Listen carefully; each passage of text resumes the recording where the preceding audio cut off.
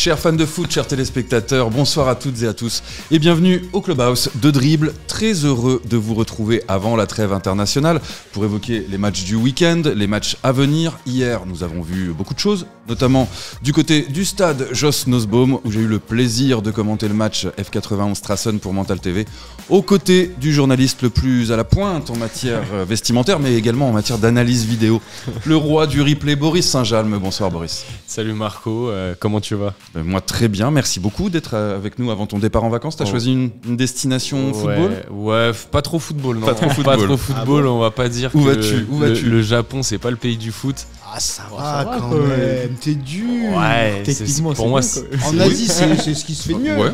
En Asie. Oui, en Asie, Bah après c'est plus non, baseball dans ce pays, mais T'as prévu d'aller voir un match quand même. On espère. on va voir, ouais, bien sûr, j'irai voir un match. Attends, Olivier Tom et tout. C'est vrai. En plus, grand fan d'Olivier Tom, donc. Bon, il y a un autre fan de l'autre côté d'Olivier Tom. C'est le plus grand boss de toute la ville. Il vaut des milliards en or, en dollars. C'est bien sûr le patron de Mental, Simon Béot. Bonsoir Simon, merci de te joindre à nous. Ouais, bonsoir à tous, bonsoir l'équipe. Ça va. Donc toi, tu ne pars pas au Japon ? Ah non. Toujours fidèle au Grand-Duché ? Toujours fidèle au Grand-Duché. Ouais, non, il y a du boulot. Beaucoup de boulot. On va rester ici. Il y en a un qui a eu pas trop de boulot, mais qui a vu ses coéquipiers faire beaucoup de boulot hier. C'est notre invité et lui aussi fidèle au Luxembourg, puisqu'il a porté le maillot des Route Leven en U15, U19, U21. Il a la fibre Luxembourg dans le sang, puisqu'il a fait ses armes à Weiler-Latour jusqu'à ses 11 ans. Ensuite, il est passé par le centre de formation du Swift, passé par Ostert, par le Progrès Niederkorn, par Strassen, uniquement des équipes dont nous allons parler au cours de l'émission. Et c'est l'arrière-gauche de l'Una Strassen, Alexandre Sacras. Bonsoir Alexandre, comment ça va ? Bonsoir, très bien. Comment on se sent quand on est sur le podium du championnat maintenant ? Alors, on se sent très bien, surtout avant une trêve. Ouais. Et c'est le top. Le travail a bien été fait. Donc, le travail a bien été fait toute la semaine. Donc. Toute la semaine. Et puis surtout hier, donc on reviendra sur le match du F91 face à Strassen, puisqu'au sommaire, nous allons analyser la 21e journée de BGA League, nous enthousiasmer sur le momentum de l'Una Strassen, revenir sur la liste du sélectionneur Luke Holst, nous projeter évidemment sur les matchs internationaux des Route Leven, sans oublier l'APH, la Ligue 1 Dames, le débat, c'est tout ça, le Clubhouse de Dribble. Et nous commençons par ce programme en BGL League, la 21e journée, 8 matchs qui se sont tous déroulés dimanche. L'US Ostert a battu Fola Esch 2-1. Dudelange donc s'est incliné, on va y revenir, 1-3 face à Strassen, avec un doublé notamment de Mathéus qui s'empare de la tête du classement des buteurs. Du côté du Racing, on est allé s'imposer 1-0 sur la pelouse de Mondorf grâce à une réalisation de Mazier. Pétange a gagné le derby sans aucun problème, 3-0 face à Rodange. Differdange s'est imposé en toute fin de match avec des buts de Varela à la 89e et Andreas Bourg à la 93e, je crois, vraiment dans le temps additionnel. Le Swift pensait tenir la distance, mais finalement, Differdange s'impose 2-0. Monderkange et Rosport se séparent dos à dos, un but partout. La jeunesse Esch a signé le carton du dimanche contre Bettembourg, 5-1. Et le Progrès, d'abord mené 0-1 face à Vils, est ensuite revenu grâce à un doublé, notamment de Junior Burban. Ce qui nous donne au classement donc Differdange qui désormais a 15 points d'avance sur son dauphin. Je crois que la messe est dite pour le titre à présent. Bon, c'est bouclé. Et justement, ce sont les places derrière qui vont coûter cher puisque Dudelange n'a plus qu'un point d'avance sur le 3e Strassen qui réalise la belle opération. Le Racing et le Swift sont relégués au 4e et 5e rang. En bas de classement, aucun changement, puisqu'avec cette défaite, le Fola Esch reste lanterne rouge, Monderkange pour l'instant relégable, et Bettembourg et Rodange, les deux promus, qui risquent de jouer les barrages. Alors messieurs, quel résultat est celui à retenir de cette 21e journée ? Est-ce que c'est forcément ce du Dudelange Strassen ? Voilà. Est-ce qu'on doit parler d'autre chose Tu peux parler de ce que tu veux, je ne te muselle pas. Est-ce que tu nous autorises ? J'ai pas envie de savonner la planche pour le débat qui arrive. Mais j'ai l'impression d'être un dictateur. Non mais vas-y. Forcément on est obligé de parler de ce Dudelange Strassen. C'était le match pour moi le plus attendu de cette journée, même s'il y avait en face t'avais du costaud avec le Swift Differdange, mais c'était le match entre deux équipes qui étaient très proches au classement. On attendait de voir un petit peu ce que Strassen avait dans le ventre à l'extérieur face aux Dauphins qui réalisent une très belle saison, et on a vu un super match de foot, on a vu des beaux buts, surtout en deuxième période, le match de foot. Parce que... Ouais, c'est vrai, surtout en deuxième. Je sais pas ce qu'en pense Alexandre qui a regardé sur le banc la première période. Non, je pense que la première mi-temps, on avait le match en main. Tactiquement, Tactiquement, on avait le match en main. Je pense qu'à la mi-temps, on peut déjà mener 2-0. On met le 1-0 grâce à un attaquant qui est en feu. Qui est pas mauvais. Qui est pas mauvais, qui nous fait du bien, que ce soit lui, que ce soit Zach ou que ce soit un Nico qui rentre, ou qui peut jouer titulaire. Entre les trois, ça tourne bien, ils se comprennent bien sur le terrain et ça nous aide beaucoup. Après, en deuxième mi-temps, les premières 15 minutes, ils nous ont un peu poussé. On avait du mal à rentrer dans la deuxième mi-temps, on a fait le dos rond. On prend un but évitable, je pense. Mehdi Kirch, le plus petit sur le terrain, qui va mettre une tête. Un bon timing. Non, il fait une belle tête. Il a un super timing. C'est un peu seul, Je pense qu'après ces 15 minutes, on a repris un peu le match en main et on a montré que les 3 points, c'est plus que mérité, je pense. Ouais. Je l'avais dit la semaine passée que j'attendais de voir un peu Strassen, ce que ça allait donner contre les gros. Là, c'était un premier point de passage très important sur la fin de saison, et force est de constater qu'ils ont tapé du poing sur la table et maintenant ils sont 3e. Simon, le fait que le Swift tenait le match nul 0 partout contre Differdange jusqu'à la 89e. Pour moi, c'est un des matchs à retenir. Alors, je ne vais pas s'aborder le débat d'après comme a fait Boris depuis 10 minutes. Donc, pour moi, il y a 2 victoires à l'extérieur qui sont importantes. Effectivement, comme tu dis, Marco, c'est le leader qui va s'imposer en toute fin de match. Donc, le Swift peut avoir peut-être des regrets. Et après, pour moi, l'autre victoire qui est importante, c'est la victoire du Racing à Mondorf. On le dit à chaque fois, c'est super dur enfin, tout le monde le dit d'ailleurs, pas que nous. C'est super dur de s'imposer à Mondorf contre une équipe solide du championnat. Et le Racing s'est bien remis de son début des matchs retour très très très difficile. Donc la course à l'Europe est encore, avec le résultat de Strassen, est encore plus serrée. Parce qu'au final, on pensait que Dudelange avait son petit matelas d'avance confortable pour la 2e place. Et puis on se rend compte que non, tout est resserré. Derrière le Progrès... faut pas les enterrer. Ils sont toujours là, parce que là aussi, on peut parler aussi, parce que Civil, c'est pas une équipe facile à jouer, et puis ils ont gagné, ça faisait longtemps qu'ils n'avaient pas gagné. Donc tout le monde est en 5-6 points, je crois, là. C'est ça, c'est 6 points. 43-37, 43 du Dudelange, le Progrès avec 37 points.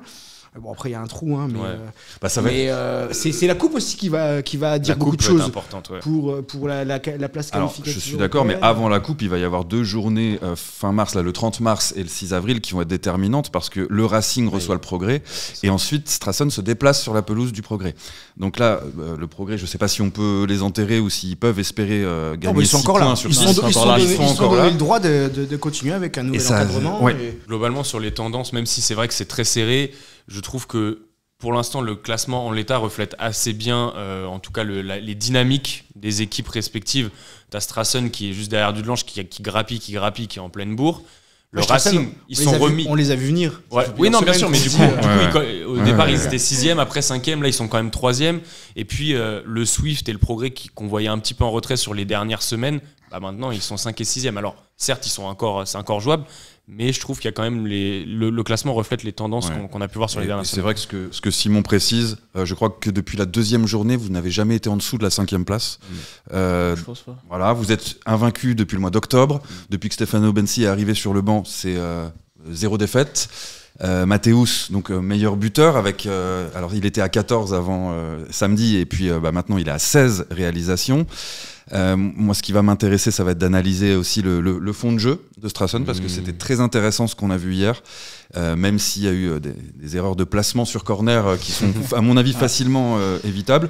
Donc Strassen sur le podium, est-ce que vous, les joueurs du vestiaire, c'est quelque chose, comme l'a dit Simon, finalement, on vous a vu venir, c'est quelque chose de mérité ou c'est quelque chose que vous prenez comme un bonus?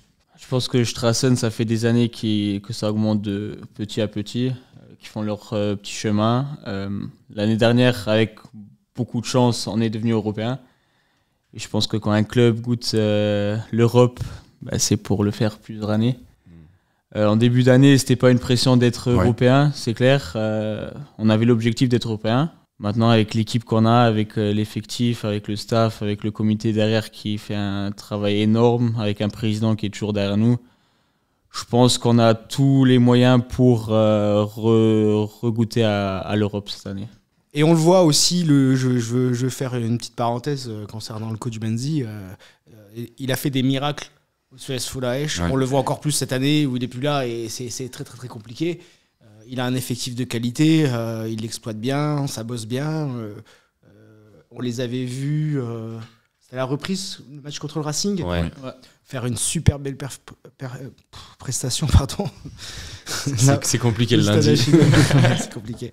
Le Stade Achille Emmerel, donc non, c'est pour moi ils vont un point de vue de l'ange, ils vont aller les titiller. Hein. Pour moi, il faut compter sur. Excuse-moi, je joue un peu le jeu des pronostics, mais pour moi ils seront dans les 3. Mais C'est vrai que par rapport tu parles du coach, de l'arrivée du coach, au niveau tactique, alors j'aimerais qu'on revienne un petit peu sur le match d'hier, parce que ce qui était frappant, en tout cas pour nous en cabine de presse, c'était de voir alors un jeu extrêmement bien pensé et réfléchi en transition, c'est-à-dire on laisse venir Dudelange et on essaye de toucher nos merveilleux attaquants que sont Mathéus et Zachary Hadji, et surtout un pressing très très haut justement des offensifs, qui fait qu'on avait l'impression que vous asphyxiez totalement Dudelange. On en parlait juste avant de prendre l'antenne avec Alexandre, où tu nous disais que tu avais l'impression que c'était pas le Dudelange auquel on pouvait s'attendre. Moi je crois que c'est vraiment Strassen qui a empêché Dudelange de faire son jeu.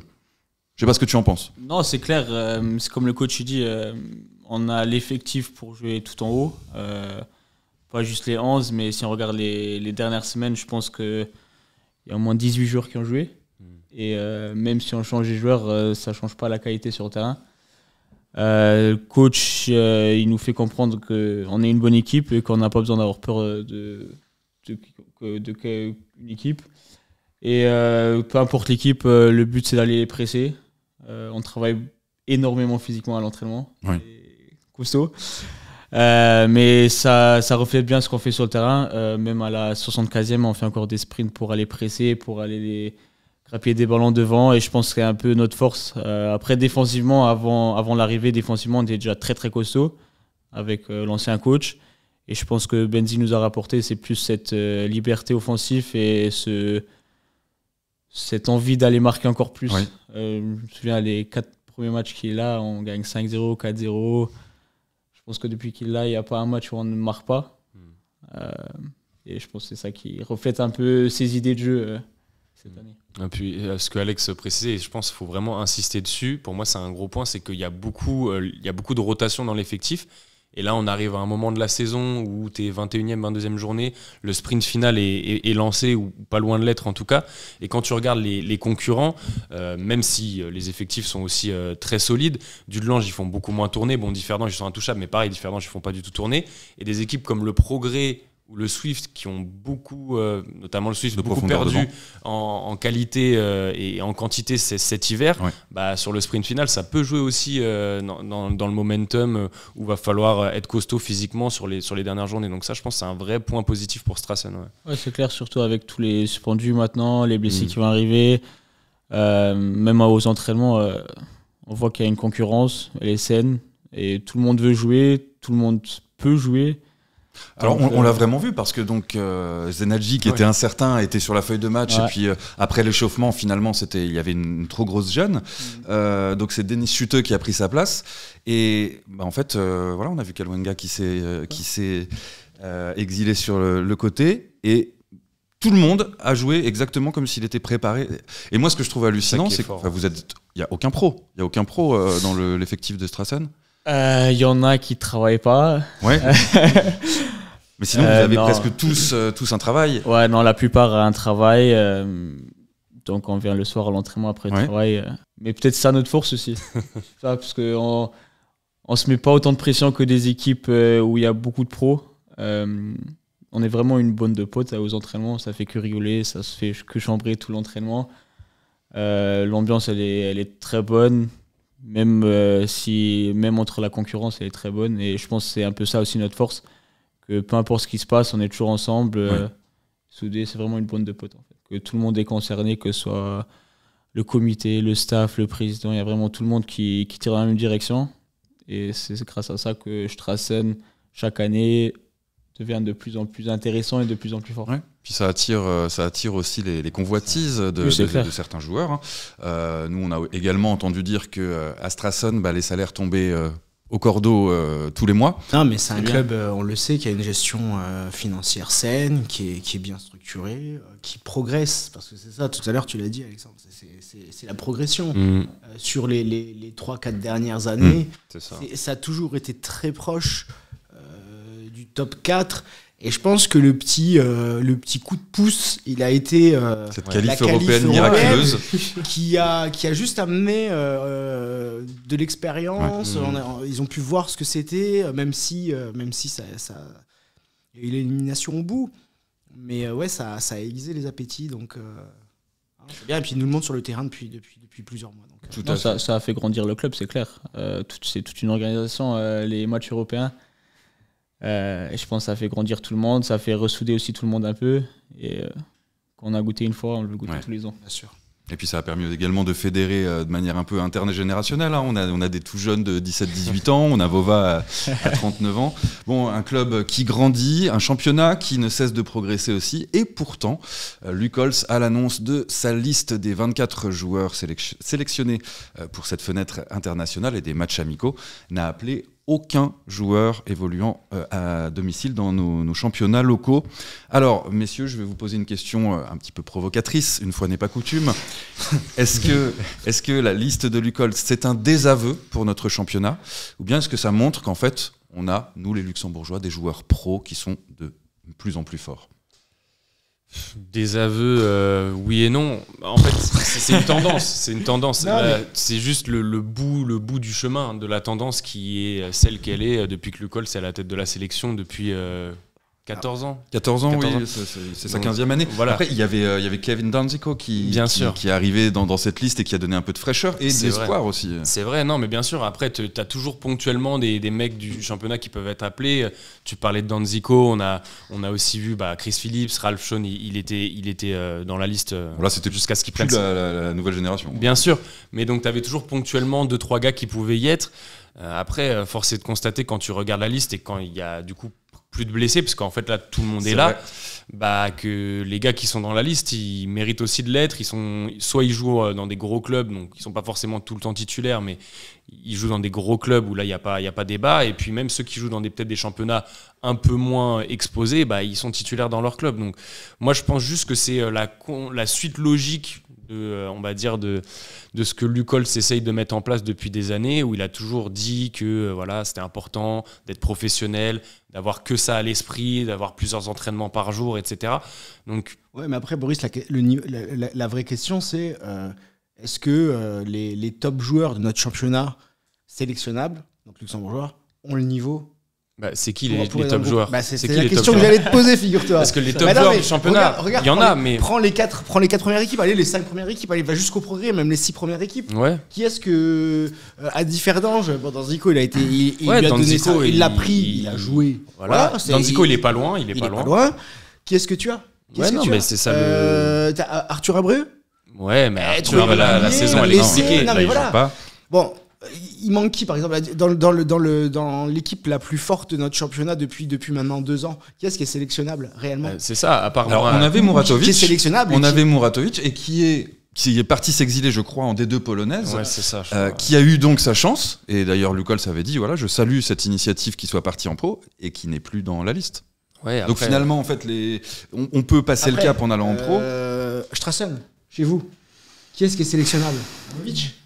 Les deux à gauche. Les deux à gauche. Après, Alexandre Sacras. C'est vrai, Pimentel aussi. C'est vrai. C'est un peu triste en fait. Oui, c'est triste. On aimerait bien qu'on ait. Alors je vais poser ma question autrement peut-être, mais quand on regarde la liste, vous la voyez s'afficher à l'écran, Eric Vega par exemple qui est remplaçant, il n'en rentre pas souvent, alors certes en Liga Portugal, donc en première division portugaise avec AVS, mais est-ce qu'il vaut mieux cirer les bancs dans un club pro parce qu'on a l'entraînement tous les jours, ou être titulaire indiscutable au pays? Et je reviens à Danzico, qui c'est la meilleure défense d'Europe quand même. Ça va dépendre du profil.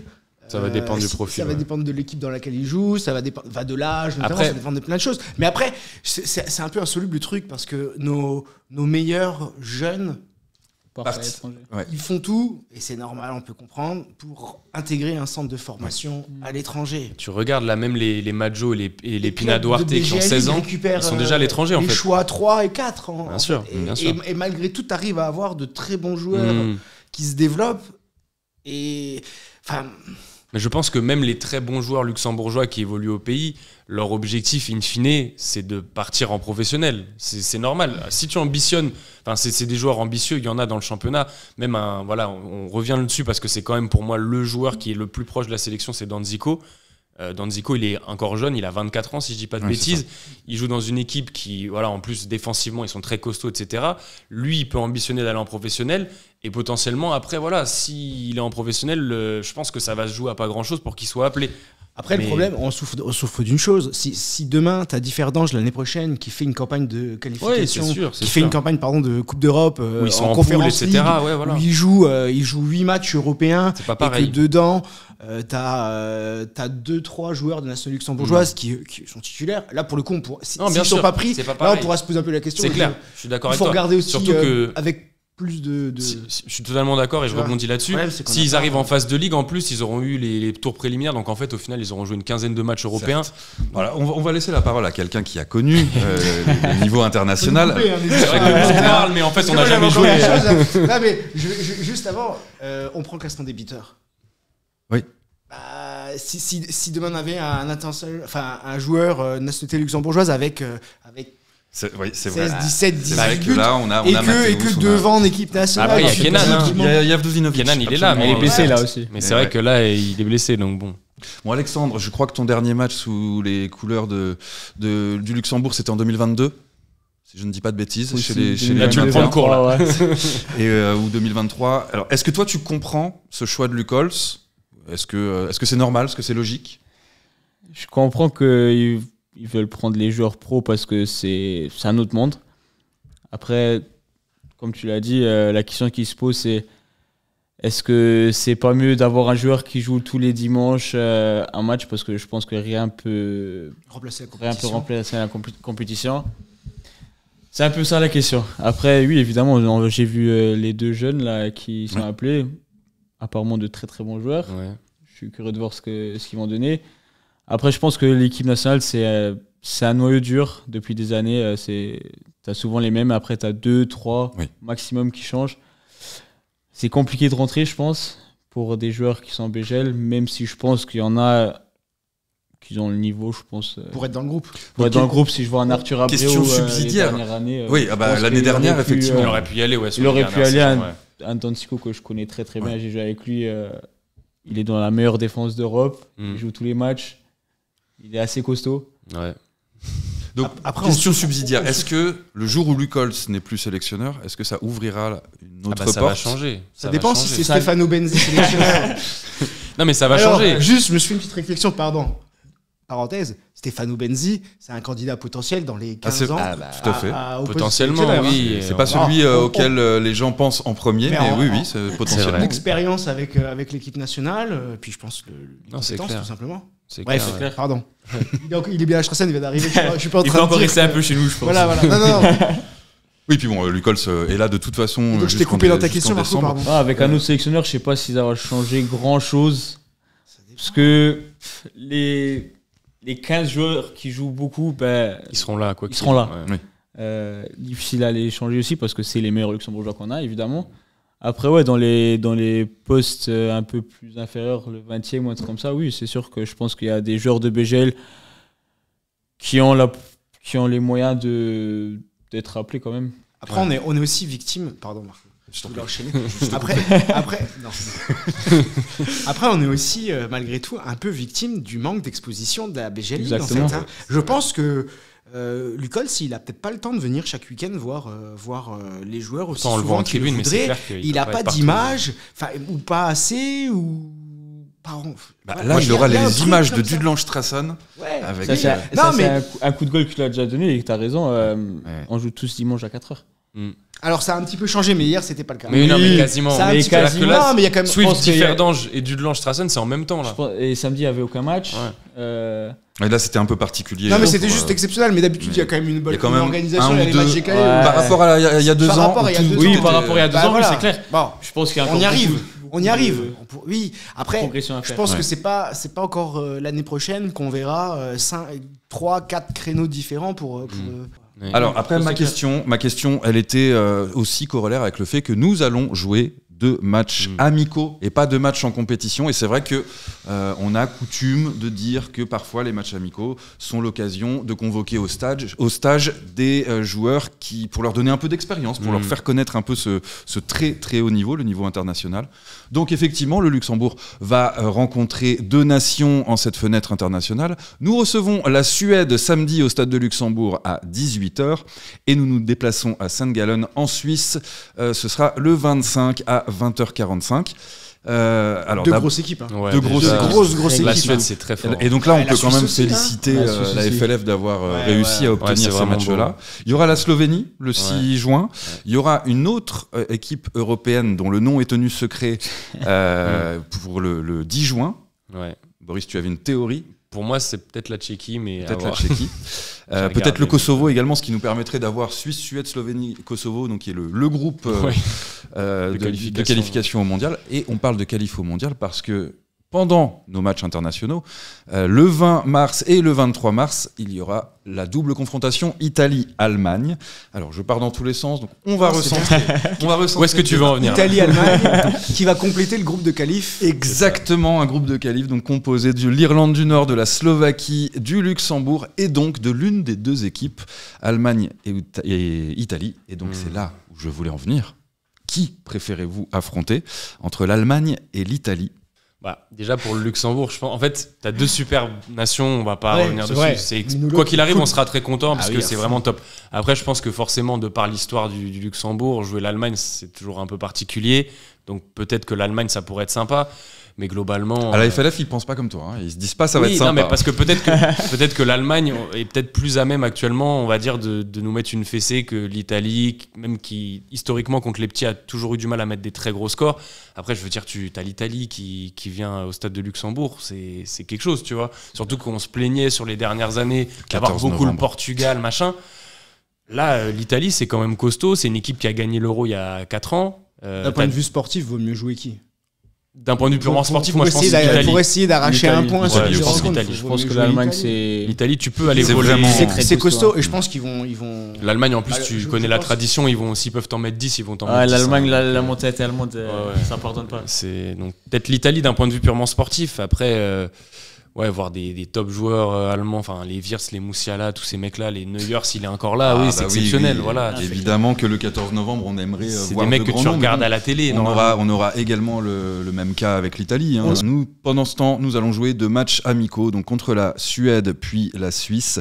Alors, quels sont les enjeux de ces matchs amicaux? J'ai posé la question en conférence de presse à Luke Holtz. Il a dit que c'était uniquement de la préparation pour les qualifs. Est-ce que ça va être l'occasion de voir, tu parlais de Brian Maggio, qui a 16 ans, peut-être faire son entrée en jeu? Je pense que Maggio, en plus, c'est vraiment intéressant dans le sens où c'est un poste où on est quand même depuis des années un petit peu en difficulté. Entre les. Bon, là, il y a Vincent Thiel qui revient. Il y a Vincent Thiel, il y a Ivandro Borges. Offensivement, tu vois, tu as quand même des solutions sur les ailes, mais Maggio, on le sait, c'est un pur neuf de formation. Et c'est ce qui a toujours manqué en sélection, même si Gerson a souvent fait le boulot. C'est pas un pur neuf de formation à la base, Gerson. De ce que Luke Holtz avait l'air de dire, moi je pense qu'ils peuvent peut-être grappiller des minutes, ces jeunes. Puis Pina Duarte aussi, qui apparemment est un très gros crack, qui est déjà parti chez les jeunes à Dortmund. Donc voilà. Je pense que ça reste un rassemblement, même si les matchs comptent pour du beurre, entre guillemets, ça peut être un rassemblement important. Comme tu l'as dit, familiariser ces jeunes joueurs qui s'imprègnent de l'environnement, de ce que c'est la sélection, de ce que c'est que porter ce maillot de l'équipe nationale. Quand tu as 16-17 ans, voilà, c'est un truc que tu n'es pas forcément... même si ils sont dans des centres de formation professionnelle, c'est quelque chose, tu vois, et c'est encore des gamins, donc... Alexandre, il n'y a pas de match amicaux quand on est international? Ça compte pas que ce soit un match amical en compétition? Je pense que dès qu'on joue une équipe nationale, c'est pour la gagner. C'est pour la gagner. Je pense que si on a l'écusson sur le maillot, c'est pour tout donner. c'est toujours une fierté de jouer pour son pays. Donc, je pense peu importe la compétition ou que ce soit un match amical, ça change pas grand-chose dans la tête. Je pense que même dans les matchs amicaux, on est plus libéré, donc on va plus essayer de jouer. Qu'est-ce qu'on peut espérer ? Ouais, on a une année de 2024 quand même assez particulière, dur, qui était presque l'opposé de 23, qui était hyper excitante. Ouais. Moi, je pense qu'il faut. T'as parlé des individualités, t'as eu raison, mais je pense que collectivement, il faut non pas se rassurer, mais il faut continuer sur la lancée de 2023 à être la petite équipe qui continue de bien grandir, et face à des très bonnes nations européennes. Est-ce que c'est montrer pas un peu haut pour se rassurer justement ? Tu vas jouer la Suède et la Suisse, normalement, c'est compliqué. Si tu perds les 2 matchs, c'est comment tu perds. Voilà. Des résultats comme au mois de juin, face à la France et à la Belgique, où on a perdu les 2-3-0, où on n'a pas démérité dans le jeu, ça vous va pour la Suède et la Suisse ? Ou on peut estimer faire mieux ? Je sais pas, peut-être. La Suède, ils mettent des scores. Hein. La Suède, c'est les attaquants qu'ils ont, c'est Gyökeres, les attaquants, c'est top européen. C'est des mecs là. Isaac, il a gagné la coupe. Gosieres, tout le monde le veut. Les trois. Et Elanga, il carbure avec Nottingham. Les trois, c'est très costaud quand même. Bon, la Suisse qui est un peu sur le déclin. Ouais, mais la Suisse, ça reste costaud. Ils font quart de finale et ils tapent l'Italie comme il faut en 8e. Donc... Non, la Suisse, ça reste costaud toujours. J'espère. Je le souhaite, Marco. Mais non, mais il faut qu'il y ait match. Il faut surtout qu'il y ait match, peu importe le score. Après, il faut pas qu'il y ait 3-4-0. Après, je pense aussi que vu que il faut se préparer pour les qualifs. Il faut se préparer pour les qualifs. Il faut faire quelque chose. Après, je pense vu que l'année 2023 elle était tellement exceptionnelle, on en attendait beaucoup. Et oui, la 2024, c'était pas la même chose, mais. Non, mais. Elle est en progression permanente. Ah bah oui. En 2023, tu tiens tête à la Slovaquie, tu vas à la Bosnie, tu fais des vraies belles prestations. Ouais, Bosnie aller-retour. Bosnie aller-retour. Islande, Islande, tu les bats à domicile. Non, c'était des choses qui étaient impensables il y a quelques années. Ouais, voilà, c'est ça. C'est clair. Alors, certes, la Suisse et la Suède, c'est un cran au-dessus. Niveau. Ouais, c'est l'autre niveau. C'est un cran au-dessus, mais néanmoins, on ne doit pas y avoir tant d'écart que ça. Il doit être en phase de voilà, je fais mon effectif qui va jouer, qui va se déplacer pour tenter de faire l'exploit de se qualifier à la Coupe du Monde. Faut pas s'inquiéter, Infantino a décidé qu'on ferait la Coupe du Monde à 328. Ouais, donc normalement à un moment on va y être.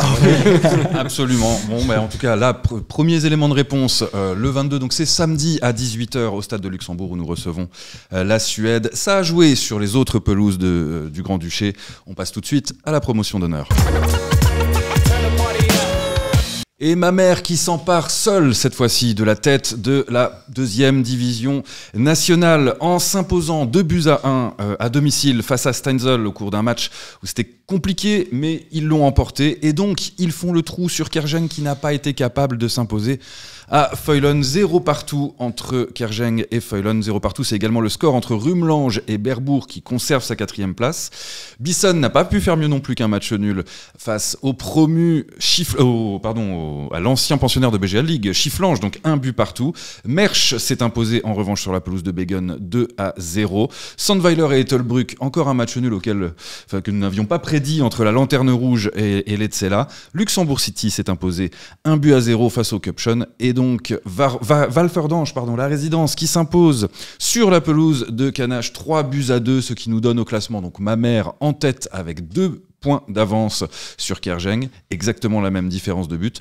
Bisson toujours 3e, mais là vraiment retardé, et Berbourg qui conserve pour l'instant la place de barragiste en bas de classement. Mersch se sort de la zone des barrages, c'est Rumlange et Begen qui sont à sa place, et les relégables sont Chifflange et Sandweiler. Ça jouait également du côté des dames pour la 17e et donc avant-dernière journée de Ligue 1. Le Swift s'est imposé 6-2 face à un concurrent direct dans les playoffs titres. Il s'agissait de la jeunesse Young Leinster. Le Racing s'est imposé, n'a pas fait dans la dentelle, en infligeant 5-0 face à l'Union Mertert Wasserbillich. Differdange s'est imposé également face au promu 7-1 et elle s'est imposée 4-1 face aux Young Girls de Diekirch. Le match Mamers-Vormeldange aura lieu le 26 mars. Le classement, vous le voyez apparaître, mais il est provisoire puisque Mamers et l'entente WMG ont 2 matchs en retard. Le Racing devant le Swift, elle et Differdange. Ça va se jouer entre elle, Differdange et Young Leinster pour les playoffs titres. Pour la relégation, Mertert Wasserbillig semble se diriger tout droit et va tenter d'accrocher les barrages au détriment d'Osingen-Norden. En tout cas, ce sera l'un des 2 promus qui descendra, si ce n'est les 2. Merci beaucoup d'avoir été avec nous pour cette émission. Je tiens à remercier Alexandre Sacras qui nous a fait l'amabilité de venir après évidemment sa victoire et celle de Strassen contre le F91 hier. Merci beaucoup. Merci pour l'invitation.